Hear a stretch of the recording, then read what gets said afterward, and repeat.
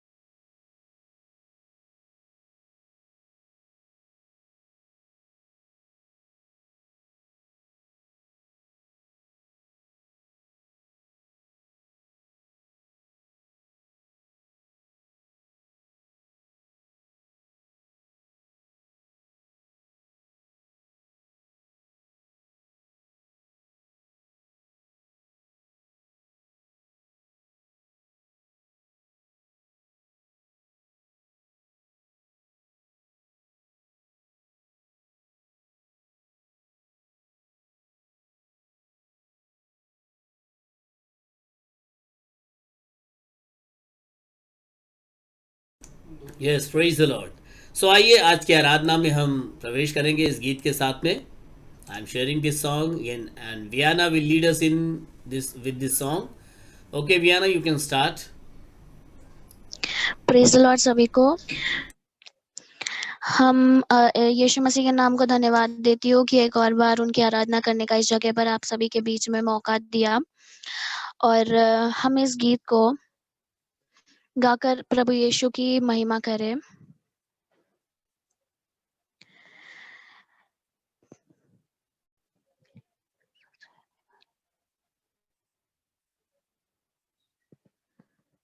तेरा दर्शन पाने की है लगन, तेरा दर्शन पाने को तरसे मन, तेरा दर्शन पाने की है लगन, तेरा दर्शन पाने को तरसे मन।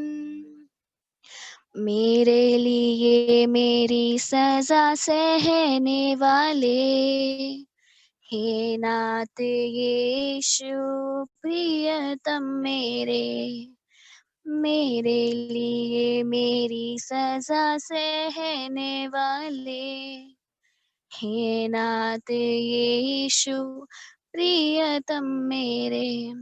ना बुझेगी ये प्यास तुझे देखे बिना, पूरी होगी ना आस प्रभु मिलन बिना। ना बुझेगी ये प्यास तुझे देखे बिना, पूरी होगी ना आस प्रभु मिलन बिना। दुख दुखों से परे प्रभु तेरे राज में, संतो संग राज का आ रहा समय। दुखों से परे प्रभु तेरे राज में, संतो संग राज का आ रहा समय।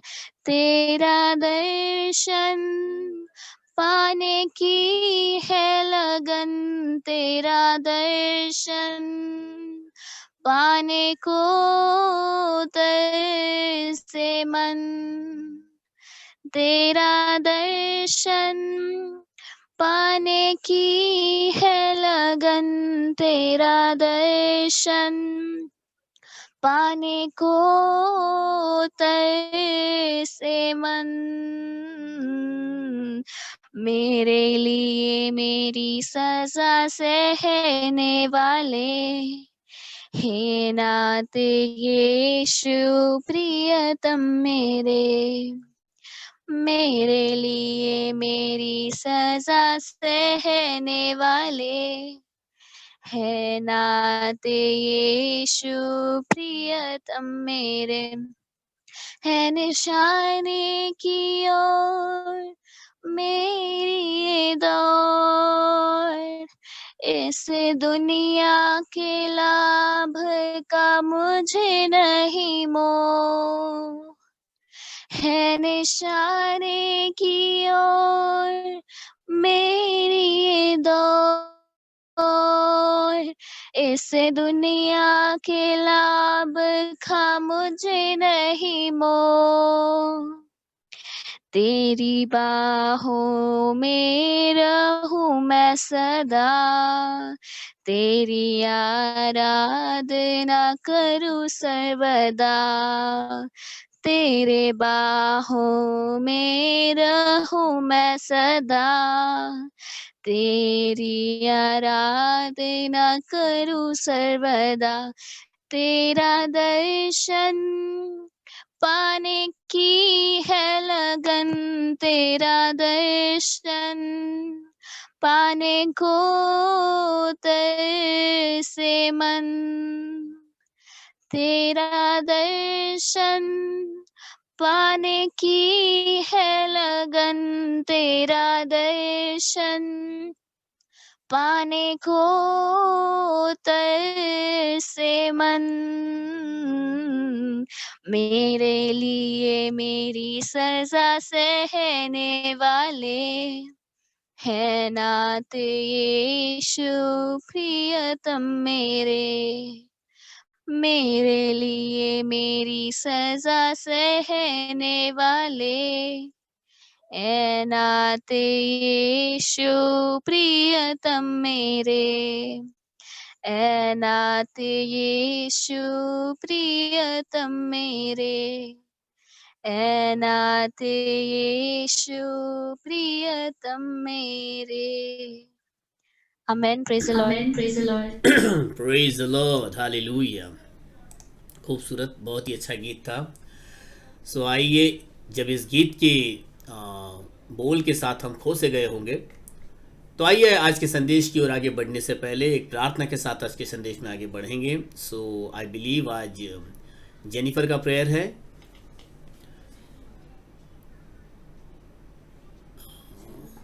नो, इट्स आई थिंक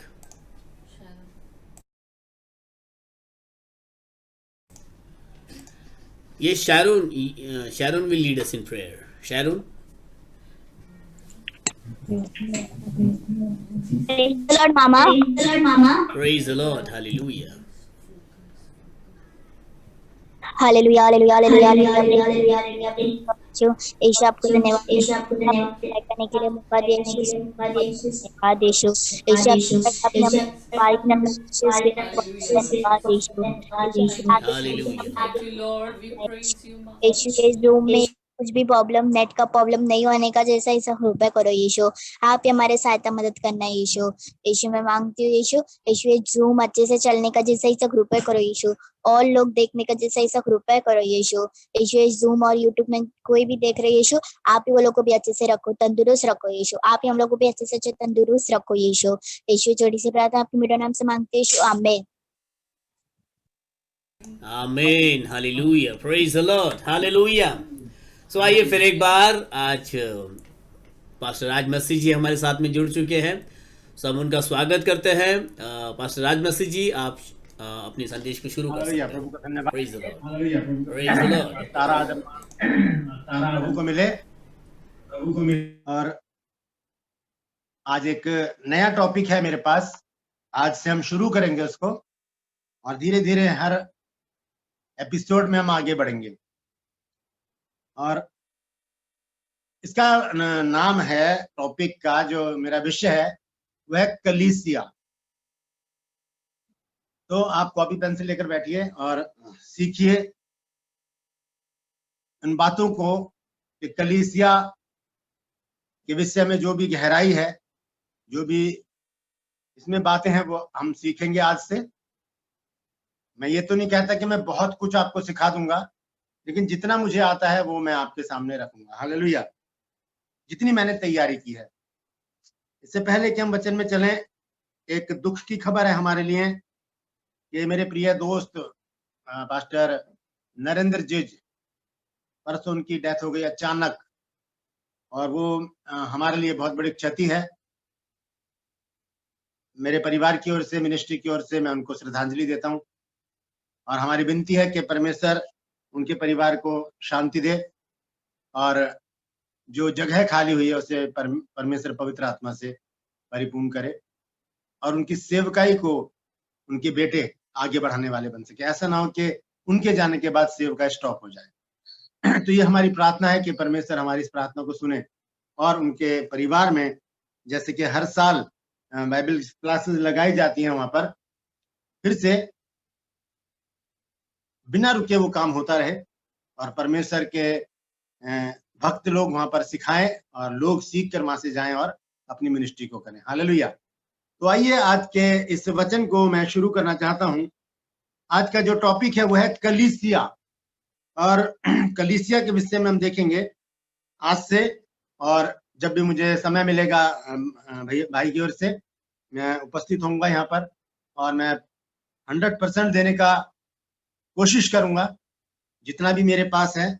और मैं जानता हूं कि बीता जो हमारा टॉपिक था उसमें से बहुत कुछ आपने सीखा है, और मेरी गुजारिश है कि उसे अपने तक ना रखें, उसे आगे बढ़ाएं, और उस सब्जेक्ट को ध्यान में रखें, क्योंकि वो बहुत महत्वपूर्ण सब्जेक्ट है। और अगर वो सब्जेक्ट हमारे दिमाग में रहेगा, तभी हम परमेश्वर से उन आशीषों को पा सकते हैं जो परमेश्वर हमको देना चाहते हैं। हालेलुया। तो आशीष की बात आज यहाँ पर हम समाप्त करते हैं, और मेरी गुजारिश है आपसे कि आप आज के वचन को भी ध्यान से सुनिए और उसे फॉलो कीजिए, लिख लीजिए, नोट कर लीजिए, ताकि वो आपके हृदय रूपी पटिया पर लिख दी जाए। हालेलुया। तो हम शुरू करते हैं आज से एक नया विषय, और वो विषय है कलीसिया। हालेलुया। इसके 20 पॉइंट हैं। मैं आपको पॉइंट पढ़ के बता देता हूँ। विषय सूची जो मैंने लिखी है, ये मेरे पास मेरे बुक है, जो मेरा सब्जेक्ट है, ये कॉरेस्पॉन्डेंस कोर्स है मेरा, उसका ये सब्जेक्ट है। और एक बात और मैं आपको बताना चाहता हूँ कि 14 दिसंबर से हमारा तीसरा कॉरेस्पॉन्डेंस कोर्स जो है वो आरंभ हो रहा है। अगर आप लोग करना चाहते हैं तो पास्टर जी से पूछ लीजिएगा, और क्योंकि उनकी हाँ बहुत जरूरी है, क्योंकि 1 साल का कोर्स है वो, और उसमें हम बाइबल के 32 सब्जेक्ट को सिखाते हैं। घर बैठे आप सीखेंगे, और वो बहुत अच्छा सब्जेक्ट है, बहुत अच्छे सब्जेक्ट हैं ये। दूसरा बैच हमारा चल रहा है, अभी कोरोना की वजह से रुक गया था, उसको भी हम 14 तारीख से ही रीस्टार्ट कर रहे हैं। तो अगर कोई करना चाहता है तो मुझे जरूर बताइएगा। मैं भैया से व्हाट्सएप नंबर लेकर अपना एड्रेस मुझे दीजिएगा, ताकि मैं आपको सारी डिटेल भेज सकूं। हालेलुया। तो हम देखते हैं कलीसिया के बारे में।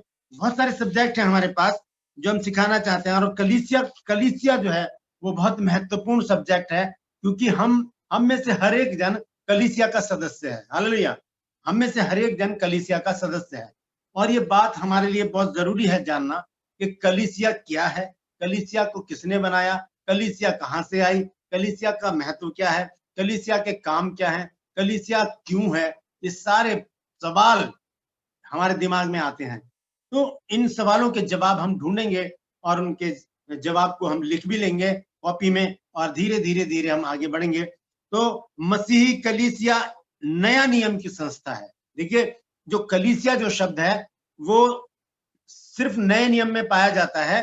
पुराने नियम में कलीसिया शब्द आपको नहीं मिलेगा। पुराने नियम की जो 39 पुस्तकें हैं, 39 बुक्स, उनमें आपको कलीसिया शब्द नहीं मिलेगा। लेकिन कलीसिया जो शब्द है वो मिलेगा आपको नया नियम में। और नया नियम में ये 77 बार लिखा गया है। नया नियम में 77 टाइम इसका जो जिक्र है बाइबल में। और सबसे पहला जिक्र इसका आता है मत्ती 16 अध्याय और उसके 18 पद में। आइए उसको देखते हैं वहां पर क्या लिखा है। हालेलुया। मत्ती 16 अध्याय और उसका 18 पद पढ़ेंगे। वहां पर क्या लिखा है, यहाँ पर लिखा है, और मैं तुझसे कहता हूं। यहाँ प्रभु यीशु मसीह पतरस से बातचीत कर रहे हैं, जो उनका चेला है।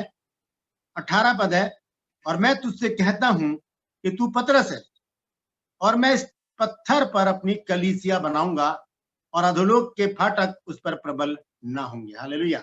लिखा है कि मैं तुझसे कहता हूं कि तू पतरस है। पतरस का अर्थ है चट्टान। पतरस का अर्थ है चट्टान। और प्रभु यीशु मसीह ने पतरस का एक और नाम रखा, वो नाम था कैफा। और शमौन पतरस के नाम से भी जाना जाता है पतरस, मछुआरे के नाम से भी जाना जाता है पतरस। और यहाँ पर प्रभु यीशु मसीह कहते हैं पत्थर, यानी कि पतरस जो है वो उसका अर्थ है चट्टान या पत्थर। हालेलुया। तो पहली बार कलीसिया जो शब्द है वो मत्ती की इंजील, मत्ती की पत्री और उसके 16 अध्याय और उसके 18 पद में हम देखते हैं। वहां पर प्रभु यीशु मसीह के मुंह से ये शब्द निकलता है कि इस पत्थर पर मैं कलीसिया बनाऊंगा। हालेलुया। तो हम देखते हैं कि ये उसके बाद 76 टाइम और 76 बार और कलीसिया का जिक्र है पूरे नया नियम में 27 पुस्तकों में, क्योंकि नया नियम की 27 पुस्तकें हैं और पहली पुस्तक ही मत्ती है। और पहली पुस्तक के 16 अध्याय से ही कलीसिया का जो शब्द है वो आना शुरू हुआ। प्रभु यीशु मसीह ने वहां पर इसका पहली बार जिक्र किया, कलीसिया का जिक्र प्रभु यीशु मसीह ने किया। हालेलुया। मसीह कलीसिया नया नियम की एक संस्था है। मसीह कलीसिया नया नियम की एक संस्था है जो पिंतेकुस्त से आरंभ हुई। पिंतेकुस्त का दिन कौन सा दिन है, आइए उसको देखते हैं। हम पहले हम देखेंगे प्रेरितों के काम 2 अध्याय और उसका पहला पद पढ़ेंगे। क्या लिखा है, प्रेरितों के काम 2 अध्याय और उसका पहला पद। जब पेंतिकुस्त का दिन आया तो वह सब एक जगह इकट्ठे थे। हाँ, लिखा है कि जब पिंतेकुस्त का दिन आया तब वो सब, यानी कि वो चेले, वो एक जगह पर इकट्ठे थे। पिंतेकुस्त का दिन कैसे है, ये प्रभु यीशु मसीह के स्वर्गारोहण के 50वें दिन का गिनती है। जब यीशु मसीह का स्वर्गारोहण होता है प्रेरितों के काम 1 अध्याय और उसके 9 पद में, वहां से लेकर 2 अध्याय और उसके 1 पद तक 50 दिन पूरे हो जाते हैं प्रभु यीशु मसीह को स्वर्ग पर गए हुए। और उसी के नाम को कहते हैं 50वें दिन को ही पिंतेकुस्त कहा जाता है। हालेलुया। तो पिंतेकुस्त के दिन मैं दोबारा से आपको बताता हूँ, मसीह कलीसिया नए नियम की संस्था है जो पिंतेकुस्त से आरंभ हुई, और संभवतः इसका अंत कब होगा अब आप ये देखिए। ठीक है, आरंभ हो गई ये कहां पर, पिंतेकुस्त के दिन। प्रेरितों के काम 2 अध्याय और इसके पहले पद में आरंभ हो गई एक कलीसिया। हम आगे पढ़ते हैं, उसमें एकाएक आकाश से बड़ी आंधी सी सनसनाहट का शब्द हुआ और उससे सारा घर जहां वे बैठे थे गूंज गया, और उन्हें आग किसी जीभें फटती हुई दिखाई दी और उनमें से हर एक पर आकर ठहर गई। हालेलुया। तो यहां से क्या होता है, एक कलीसिया की स्थापना होती है, एक कलीसिया की शुरुआत होती है, और ये नए नियम की एक संस्था है और इसका आरंभ होता है पिंतेकुस्त के दिन। और इसका अंत कब होगा ये हम देखेंगे। इसका अंत होगा संभवतः, यानी कि एक अटकल है ये, इस पर हम कयास लगा रहे हैं कि हो सकता है इसका अंत यीशु मसीह के दूसरे आगमन पर रैप्चर के समय हो। हालेलुया। जब रैप्चर होगा उस समय इस कलीसिया का अंत हो जाएगा। ये हमारा एक अनुमान है। तो यहाँ पर मैं आपको बता दूं, जैसे मैंने अभी आपको बताया, मैंने बुक ये तैयार कर रखे, इसमें लिखा हुआ है कि संभवतः इसका अंत मसीह के दूसरे आगमन पर हर्षोन्माद यानी कि रैप्चर के साथ होगा। कलीसिया का अंत तब होगा। अभी कलीसिया कैसी है? अभी कलीसिया स्थायी है। और वो कहां पर है? वो पृथ्वी पर है। लिखा है मसीह कलीसिया नए नियम की संस्था है जो पिन्तेकुस्त से आरंभ हुई और संभवतः इसका अंत मसीह के दूसरे आगमन पर हर्षोन्माद यानी कि रैप्चर के साथ होगा। ये पहला पॉइंट है दोस्तों। मैं आपको बता दूं, मैं 20 पॉइंट मैंने इसके तैयार किए। मैं वो 20 के 20 पॉइंट पहले आपको पढ़कर बता देता हूं और उसके बाद हम आगे चलेंगे, कलीसिया के बारे में जानेंगे। पहला पॉइंट है कलीसिया और मसीही संगति। दूसरा पॉइंट है कलीसिया के गुण। तीसरा पॉइंट है यीशु मसीह और कलीसिया का संबंध। चौथा पॉइंट है कलीसिया। पांचवा पॉइंट है कलीसिया की महत्वपूर्ण विधियां। छठा पॉइंट है नई और पुरानी कलीसिया। सातवां पॉइंट है प्रेरित पौलुस की दृष्टि में कलीसिया। आठवां पॉइंट है पहली सदी की कलीसिया और नवा पॉइंट है कलीसिया के प्रतीक। 10वां पॉइंट है कलीसिया की सदस्यता की शर्तें और 11वां पॉइंट है कलीसिया का अभिप्राय यानी कि मतलब, मकसद। और 12वां पॉइंट है पृथ्वी की कलीसिया में एकता। 13वां पॉइंट है कलीसिया में फूट के कारण। कलीसियाओं में फूट भी पड़ती हैं, उसके भी कारण है, वो मैं आपको आगे चलकर बताऊंगा। कलीसिया मसीह की देह, ये 14वां पॉइंट है। और 15वां पॉइंट है सिर और देह। 16वां पॉइंट है स्थानीय कलीसिया और 17वां पॉइंट है कलीसिया और उसके काम। 18वां पॉइंट है कलीसिया एक दुल्हन। 19वां पॉइंट है कलीसिया के तिरस्कार के कारण, क्यों लोग कलीसियाओं को छोड़ देते हैं, ये भी कारण है इसमें। और आखिरी पॉइंट है 20वां पॉइंट, तिरस्कार के परिणाम। जब हम कलीसियाओं को छोड़ देते हैं उसके क्या भयंकर परिणाम होते हैं, वो भी मैंने इसमें लिखा है, वो मैं आगे चलकर आपको बताऊंगा। हालेलुया। तो ये 20 पॉइंट हैं। हम पहले पॉइंट को देखने हैं, कलीसिया और मसीही संगति। हमने देखा अभी कि कलीसिया का आरंभ कहां पर हुआ और उसका अंत कब होगा संभवतः, यानी कि हम एक अटकल लगा रहे हैं, हाँ, एक अनुमान लगा रहे हैं। हम एक अनुमान के तहत एक रैप्चर के समय इसका अंत हो जाए, क्योंकि जब रैप्चर होगा तो फिर जमीन पर तो किसी की जरूरत नहीं होगी, कोई होगा ही नहीं विश्वासी जो कलीसिया को संभाल सके, क्योंकि वो तो प्रभु के साथ उठा लिए जाएंगे। इसी के साथ ही क्या हो जाएगा? पटाक्षेप हो जाएगा, दी एंड हो जाएगा, सब कुछ कलीसिया का अंत हो जाएगा। हालेलुया। पिन्तेकुस्त के बाद जब पवित्र आत्मा उन पर उतरा तो सब ने उसके शरीर में बपतिस्मा लिया। हालेलुया। कलीसिया सांसारिक संगठन से कहीं अधिक ज्यादा रुतबा रखती है। जो सांसारिक संगठन होते हैं, कलीसिया उनसे कहीं ज्यादा रुतबा रखती है। यह मसीह की देह है। हृदय परिवर्तन पर हम में से प्रत्येक को मसीह की देह में बपतिस्मा दिया जाता है। हालेलुया।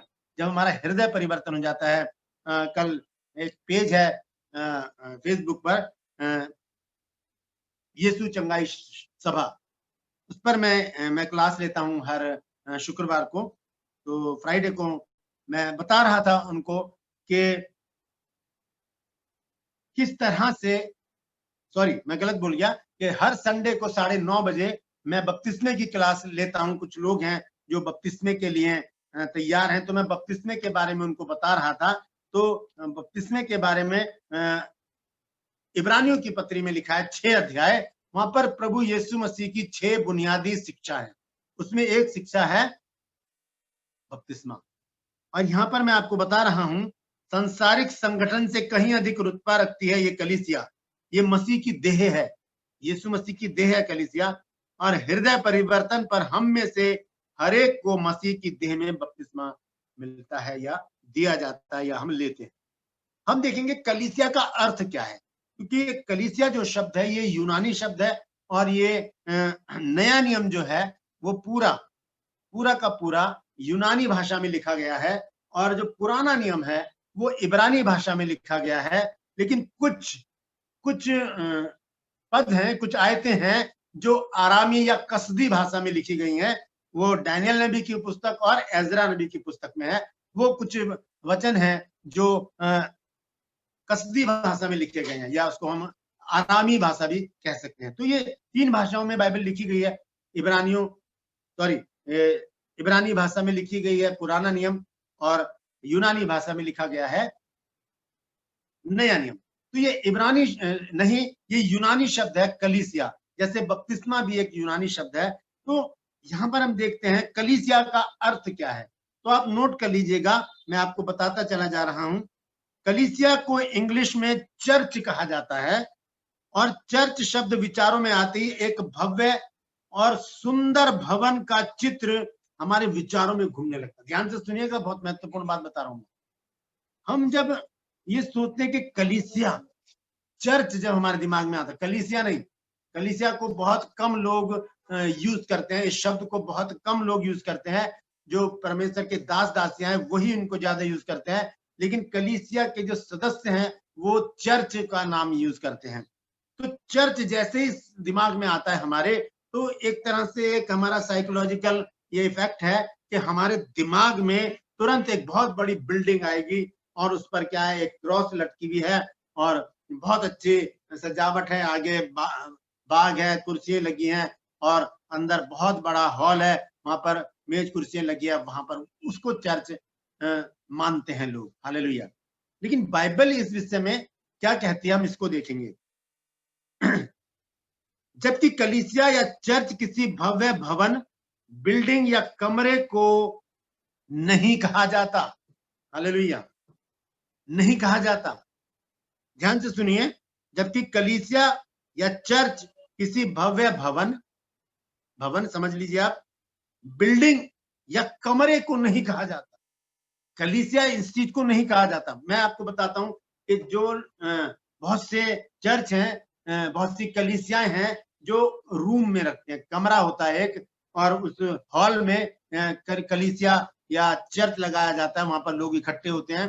मैं आपको अपना बताता हूँ, मैं भी एक हॉल है हमारा, उसमें हम चर्च लगाते हैं। सुनील भैया ने देखा है, और अब तो हमने नया ले लिया, ये वाला तो नहीं देखा होगा भैया ने, आप किसे आएंगे तो मैं दिखाऊंगा।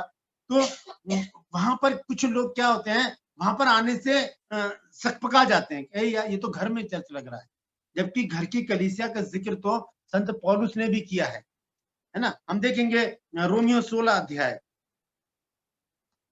हालेलुया।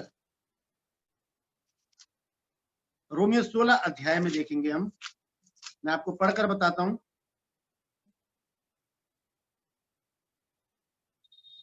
अ, 16 अध्याय और उसका 4 पद पढ़ें, क्या लिखा है 4 और 5। उन्होंने मेरे प्राण के लिए अपना ही सिर दे रखा था, हाँ। और केवल मैं ही नहीं वरन अन्य जाति की सारी कलीसियाएं भी उनका धन्यवाद करती हैं। हाँ। और उस कलीसिया को भी नमस्कार जो उनके घर में है। हाँ, उस कलीसिया को भी नमस्कार जो उनके घर में है। हालेलुया। ये संत पौलुस के शब्द हैं, रोमियो 16 अध्याय और उसके 5 पद को हमने पढ़ा है, उसका पहला हिस्सा, कि उस कलीसिया को भी नमस्कार जो उनके घर में है। तो अगर घर में चर्च लग रहा है तो लोग क्यों इरिटेट हो जाते हैं?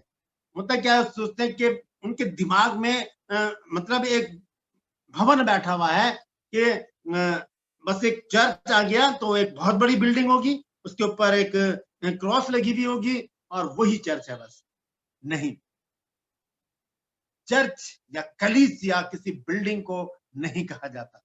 जब मैं क्लास लेता हूं, भैया सुनील भैया भी जानते हैं, तो मैं एक सवाल लोगों से जरूर पूछता हूं, और मैं उनसे पूछता हूं, किसी एक से पूछता हूं, आप बताइए कि तिरंगे में कितने रंग होते हैं? तिरंगे में, सवाल को ध्यान से सुनिएगा आप लोग भी, कि तिरंगे में कौन कौन से रंग होते हैं? तो सब बताते हैं। आप बताइए, अगर आप बता सकते हैं तो कोई भी एक जन बताइए, आप में से कौन, अगर सुन रहे हैं आप मेरी बात ध्यान से, तो बताइए तिरंगे में कौन कौन से रंग होते हैं, जल्दी से बताइए। हेलो, क्या मैं बताऊं? बात कर रहा हूँ। मैं बताऊं? हाँ जी बताइए। सफेद, हरा और ऑरेंज और नीला, 4 रंग होते हैं। बिल्कुल। आपने अब आप इनसे पूछ लीजिए, आपने सही बताया है, लेकिन आपने बिल्कुल गलत बताया ब्रदर। तिरंगे में ये 3 रंग नहीं होते।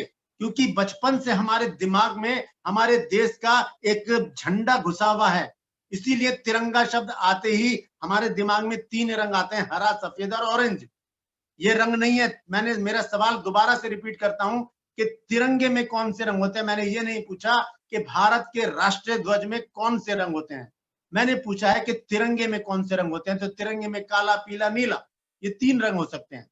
उसे कहते हैं तिरंगा। जिसमें 3 रंग हो, कोई से भी हो, वो तिरंगा होता है। इसी तरह से चर्च को हमने अपने दिमाग में एक तस्वीर बना के रखी हुई है, जैसे तिरंगे की तस्वीर हमने अपने दिमाग में बना के रखी हुई है। अभी मैंने पूछा तो क्या बताया भैया ने, ऑरेंज, व्हाइट और ग्रीन।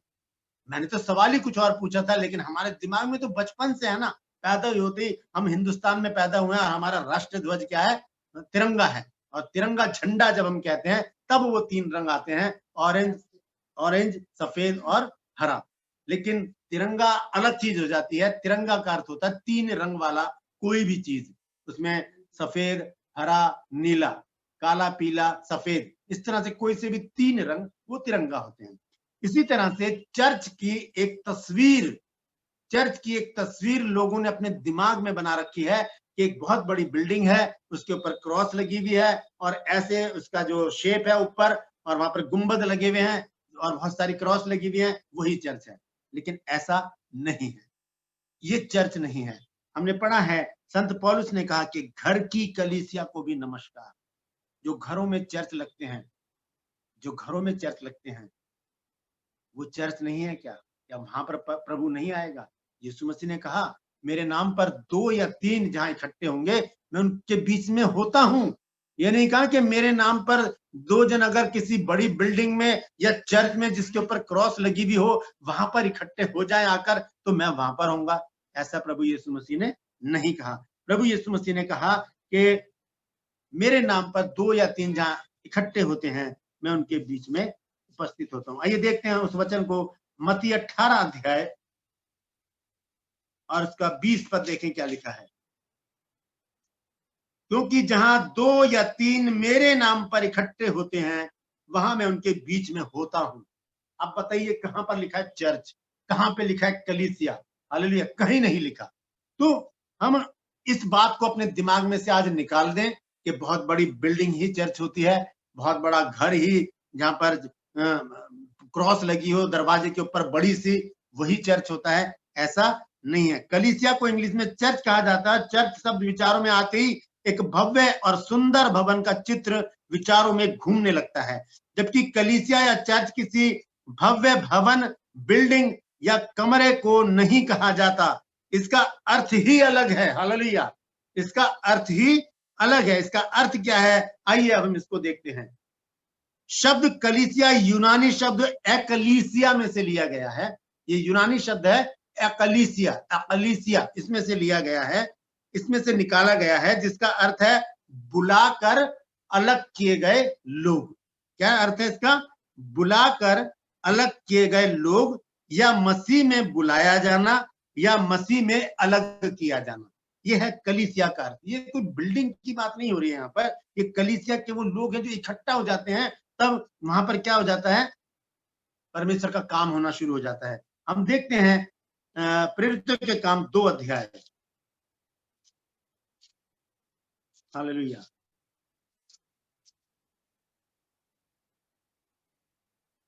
हम पढ़ेंगे उसका 42 पद से।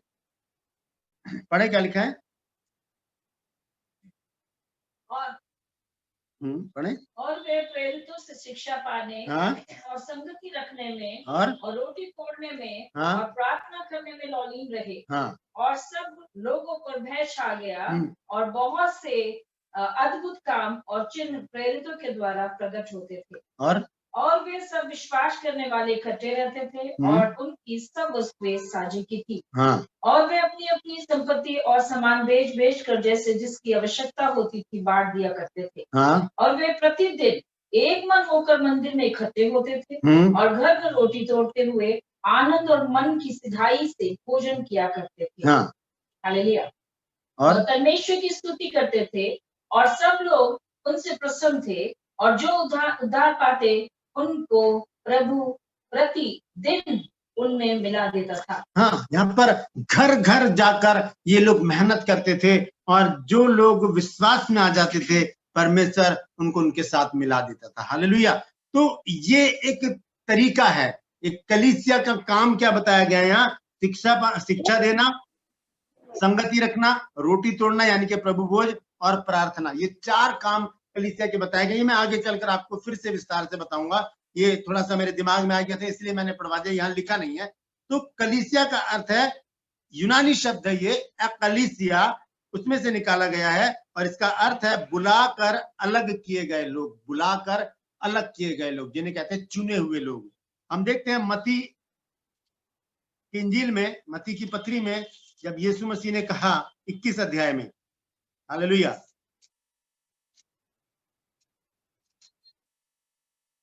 सॉरी 22 की 14 आयत में लिखा है, क्योंकि बुलाए हुए तो बहुत हैं परंतु चुने हुए थोड़े हैं। बुलाया गया और उनको चुनकर अलग किया गया। मेरा एक सब्जेक्ट है डिसाइपलशिप, उसमें मैंने बहुत अच्छी तरह विस्तार से इसको समझाया है। आने वाले दिनों में मैं उसमें भी आपको बताऊंगा। तो यहाँ पर बुलाकर अलग किए गए लोग, यीशु मसीह ने कहा बुलाए हुए तो बहुत हैं लेकिन चुने हुए थोड़े हैं, और जो चुने हुए हैं वही कलीसिया के सदस्य हैं। लेकिन मैं आपको एक बात और आज स्पष्ट करना चाहता हूं कि प्रभु यीशु मसीह ने चुने हुए को तो इकट्ठा किया ही है, लेकिन यीशु मसीह ने बुलाए हुओं को भी नहीं छोड़ा है। हालेलुया। बुलाया है ना, तो उनको छोड़ नहीं दिया। उनके विषय में देखेंगे, रोमियो निकाल लीजिए 8 अध्याय, हालेलुया,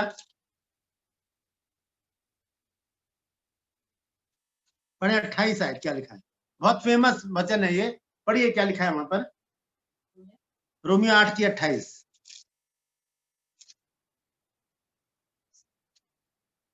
और हम जानते हैं जो लोग परमेश्वर से प्रेम रखते हैं उनके लिए सब बातें मिलकर भलाई ही को, ध्यान से सुनिए, लिखा है कि हम जानते हैं कि जो लोग परमेश्वर से प्रेम रखते हैं उनके लिए सब बातें मिलकर भलाई ही को उत्पन्न करती हैं, और उन्हीं के लिए, अर्थात उन्हीं के लिए इच्छा के अनुसार बुलाए गए, जो उसकी इच्छा के अनुसार बुलाए गए हैं। यहाँ चुने हुओं का जिक्र नहीं है, यहाँ बुलाए हुओं का जिक्र है। तो बुलाए हुओं को परमेश्वर ने छोड़ा नहीं है, उनके लिए भी वचन में एक अलग जगह है। यहाँ लिखा है कि उनके जीवन में जो भी काम होते हैं, लिखा हम जानते हैं कि जो लोग परमेश्वर से प्रेम रखते हैं उनके लिए सब बातें मिलकर भलाई को उत्पन्न करती हैं, अर्थात उन्हीं के लिए जो उसकी इच्छा के अनुसार बुलाए गए।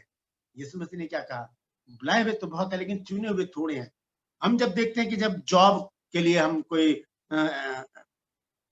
अपॉइंटमेंट आती है हमारे पास, और हम बहुत सारे, एक जॉब के लिए सैकड़ों लोग भरते हैं लेटर, और वहां पर जब इंटरव्यू होता है तो ये थोड़ी कि 100 के 100 को रख लिया जाता है, एक ही चुना जाता है जो योग्य होता है। हालेलुया। वो योग्य लोग ही चुने जाते हैं और उनको अलग कर दिया जाता है और वो कलीसिया के सदस्य बनते हैं। लिखा है, मैं आपको बता दूं, बुलाकर अलग किए गए लोग या मसीह में बुलाया जाना या मसीह से अलग किया जाना, शब्द कलीसिया या चर्च स्थानीय विश्वासियों के एक समूह के लिए भी प्रयोग किया जाता है। स्थानीय विश्वासी, जैसे बॉम्बे में आप लोग इकट्ठे हैं, उनके लिए भी विश्वासी लोगों का एक समूह, विश्वासी लोगों का एक समूह या झुंड या एक जमावड़ा या एक ग्रुप, उसको कहते हैं कलीसिया। वो कलीसिया है, चर्च को नहीं कहते, किसी बिल्डिंग को नहीं कहते कलीसिया। एक झुंड को कलीसिया कहा जाता है, एक ग्रुप को कलीसिया कहा जाता है। हम देखेंगे पहला कुरिन्थियों 1 अध्याय और उसका 2 पद देखें, वहां पर क्या लिखा है। उसके बाद मैं समाप्त करूंगा क्योंकि समय हो चुका है। उसके बाद में अगली बार फिर से हम इसको खुलासा में करूंगा, बहुत सारी बातें इसमें। हाँ, पढ़े क्या लिखा है, पहला कुरिन्थियों 1 अध्याय उसका 2 पद।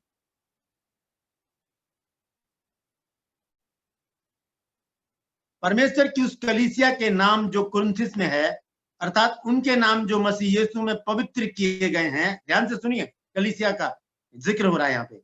संत पौलुस कहते हैं कि परमेश्वर की उस कलीसिया के नाम जो कुरिन्थिस में है, अर्थात उनके नाम जो मसीह यीशु में पवित्र किए गए और पवित्र होने के लिए बुलाए गए हैं, और उन सब के नाम भी जो हर जगह हमारे और अपने प्रभु यीशु मसीह के नाम की प्रार्थना करते हैं। ये है कलीसिया। हालेलुया। तो आज के लिए बस इतना ही। अगली बार मैं इससे और आगे आपको लेकर चलूंगा। बहुत सारी बातें हैं और आप इन्हें नोट करते रहिएगा ताकि परमेश्वर आपसे बातचीत करे और आपके जहन को खोलकर इन गूढ़ भेद की बातों को आपके अंदर डाल सके। परमेश्वर इन वचनों के द्वारा आशीष। Hallelujah. Praise the Lord, hallelujah. शुक्रिया पास्टर जी गहरी बातों को कलीसिया के साथ साझा करने के लिए, और कुछ अच्छी बातें आज कलीसिया ने सीख कर ली है कि हमारी समझ के अंदर हमने क्या भर कर रखा है, और इन सारी बातों को करेक्ट करने का ये समय है, क्योंकि सदियां बीत गई, जीवन निकल गया आधा, लेकिन अब तक सही कलीसिया क्या होती है इसकी जानकारी अभी भी लोगों तक पहुंची नहीं है, और ज़रूरत है आज इस बात को समझने की। और मेरी आशा है कि आने वाले दिनों में कलीसिया के इस विषय पर हम सब और भी गहराई में जाएंगे। पास्टर राज मिश्र जी हमारी सहायता करेंगे इन सारे शिक्षणों में आगे बढ़ने में। सो आइए इसी शिक्षण के साथ में आज की सभा को एक प्रार्थना के साथ हम यहाँ पर समाप्त करेंगे। सिस्टर कामिनी हमारे साथ में है, वे प्रार्थना में हमारी अगुवाई करेंगी। अपनी आंखों को बंद करेंगे हम। आइए हम प्रार्थना करें। Hallelujah, hallelujah, hallelujah. धन्यवाद, धन्यवाद, धन्यवाद प्रभु यीशु मसीह, इस शाम के सुंदर समय के लिए प्रभु यीशु मसीह हम आपको तहे दिल से धन्यवाद देते हैं। प्रभु यीशु मसीह, प्रभु आप हमारे लिए सब कुछ हो, आप राजाओं के राजा और प्रभु के प्रभु यीशु मसीह। प्रभु यीशु मसीह, आज तक भी आपने जिस तरीके से हमें चलाया प्रभु यीशु मसीह, इस महामारी के दौरान प्रभु यीशु मसीह आपने हमारी हर एक जरूरतों को अपने स्वर्गीय भंडार से पूरा किया। प्रभु हमें सुरक्षित रखा, प्रभु अपने पंखों की आड़ में हमें छिपा कर रखा। लॉर्ड, इसके लिए हम आपको धन्यवाद देते हैं प्रभु यीशु मसीह। और सचमुच प्रभु यीशु मसीह जो वायदे प्रभु यीशु मसीह आपने अपने बच्चों के साथ किए प्रभु, कि मैं तुम्हें कभी भी ना छोड़ूंगा ना त्यागूंगा, प्रभु उसी रीति से आप हमारे जीवन में कार्य करते हो लॉर्ड। इसके लिए हम आपको तहे दिल से धन्यवाद देते हैं प्रभु यीशु मसीह। प्रभु यीशु मसीह, आप ही की महानता है प्रभु कि आपने हमें अपने बच्चे बनाकर इस दुनिया से, इस संसार से अलग किया प्रभु यीशु मसीह, और प्रभु एक सुंदर सा जीवन जीने के लिए प्रभु यीशु मसीह आपने हमें चुना प्रभु। इसके लिए हम आपको धन्यवाद देते हैं प्रभु यीशु मसीह। प्रभु आज एक सुंदर से विषय पे हमने प्रभु यीशु मसीह जिन वचनों को पास्टर जी से सुना है प्रभु लॉर्ड, प्रभु यीशु मसीह हम धन्यवाद देते हैं इन सुंदर वचनों के लिए, और पास्टर राज मसीह को इस्तेमाल करने के लिए प्रभु यीशु मसीह उन्हें, उनकी सेवकाई को आप आशीर्वादित करें प्रभु यीशु मसीह, उनके परिवार को आप आशीर्वादित करें लॉर्ड। और इसी तरीके से प्रभु आपके वचनों की गहराई में प्रभु यीशु मसीह हमें आगे बढ़ाने के लिए प्रभु उन्हें आप बहुतायत से इस्तेमाल करें प्रभु यीशु मसीह। प्रभु यीशु मसीह आज इस जूम मीटिंग पर जितने भी सारे लोग और यूट्यूब में जितने भी सारे लोग जुड़े हैं लॉर्ड, और प्रभु यीशु मसीह इसके बाद भी कितने भी लोग इन वचनों को सुनेंगे लॉर्ड, हर एक के जीवन में प्रभु ये मर्म और ये ज्ञान प्रभु यीशु मसीह उन्हें समझने के लिए प्रभु यीशु मसीह आप उनकी मदद और सहायता करें प्रभु यीशु मसीह। प्रभु यीशु मसीह हर एक आपके बच्चों को आप आशीर्वादित करें प्रभु, उनकी हर एक जरूरतों को आगे आने वाले दिनों में भी आप पूरा करें प्रभु यीशु मसीह। प्रभु हमें आत्मिकता से बढ़ने के लिए प्रभु यीशु मसीह और आपकी पवित्र आत्मा में भरने के लिए प्रभु यीशु मसीह आप हमारी मदद और सहायता करें प्रभु यीशु मसीह। वो समर्पित जीवन प्रभु हम में आने पाए प्रभु यीशु मसीह, आप हमारी अगुवाई करें प्रभु। इन सभी बातों को हम आपके सामर्थी हाथ में सौंपते हैं। ये सभी प्रार्थनाएं मैं प्रभु यीशु मसीह नासरी के नाम से मांगती हूँ, सुना कबूल कीजिए। आमीन, आमीन, आमीन, हालेलुया। स्वर्गीय मर्त्य पाताल के खुदावन प्रभु यीशु मसीह का अनुग्रह और उसकी दया, प्रभु यीशु मसीह की आशीषें और शांति हम सबों के संग प्रभु यीशु मसीह के दूसरे आगमन तक बनी रहे। आमीन, आमीन, आमीन, आमीन। सो मैं फिर एक बार कुछ घोषणा कलीसिया के आगे करना चाहता हूँ। समय तो हमारा समाप्त हो रहा है। जैसे हम जितने भी महाराष्ट्र राज्य में रहते हैं सभी जानते हैं, आज से गवर्नमेंट ने जो है सभी गिरजाघर खोलने का फरमान जारी कर दिया है, यानी कि परमिशन मिल चुकी है। सारे धर्मस्थल जो है वो खुल रहे हैं आज से। तो आने वाले रविवार को हम पूरे अधिकार के साथ में बिना किसी भय से हम कलीसियाओं में, जैसे पास्टर जी ने बताया, कलीसिया कोई इमारत तो नहीं होती है, परंतु प्रभु ने हमें एक स्थान दिया है जहां पर हम प्रभु यीशु मसीह की आराधना करते हैं दिल की गहराई के साथ में और पूरे एक माहौल के साथ में। तो चाहेंगे कि कलीसिया में हम पूरे आनंद के साथ में जितने भी हम कलीसिया के जन हैं वे एकत्रित होंगे। सबों को मैं आह्वान करता हूं अपने परिवारजनों को लेकर आए, लेकिन बुजुर्गों के लिए मैं कहूंगा कि बुजुर्ग घर पर रहें और उनके लिए जैसे जूम आज हम चला रहे हैं, हर रविवार को चलता है, वैसे ही रविवार को जूम मीटिंग और यूट्यूब मीटिंग चलेगी। जितने भी आप लोग हमें यूट्यूब पर देख रहे हैं और आपके लिए यह हमेशा चलता रहेगा, इसे हम बंद नहीं करेंगे। परंतु जो लोग कलीसिया तक मतलब परमेश्वर के भवन तक यदि आप आ सकते हो तो आप सबों का स्वागत रहेगा। आते वक्त कुछ सावधानियों को हम ध्यान में रखकर आएंगे, जैसे कि सरकार ने कहा है कि हम अपने मास्क को पहनेंगे, और जब आप चर्च आओगे, कलीसिया में आओगे, बाहर आपके लिए सैनिटाइजर का इंतजाम किया जाएगा। आप अपने आप को, अपने हाथों को सैनिटाइज करके फिर आप अंदर आकर एक उचित डिस्टेंस को जो बनाए रखकर हम कलीसिया में आएंगे और सारे नियमों का पालन करते हुए इस आराधना को आनंद के साथ में करेंगे, प्रभु की महिमा करेंगे। मैं आशा रखता हूं आपको समझ आया होगा। यदि नहीं समझ आया होगा आप मुझे व्यक्तिगत रीति से फोन कीजिएगा, मैं आपको बताऊंगा कैसे हमें एकत्रित होना है। परंतु तैयारी कर लीजिएगा, आने वाले रविवार से हम सब परमेश्वर के भवन में प्रभु यीशु मसीह की आराधना करने के लिए एक साथ एकत्रित होकर प्रभु की महिमा करेंगे। हालेलुया। आइए हम अपने आप को, अपने जूम मीटिंग को अनम्यूट कर सकते हो, आप एक दूसरे से मिल सकते हो। सो प्रेज द लॉर्ड एवरीवन।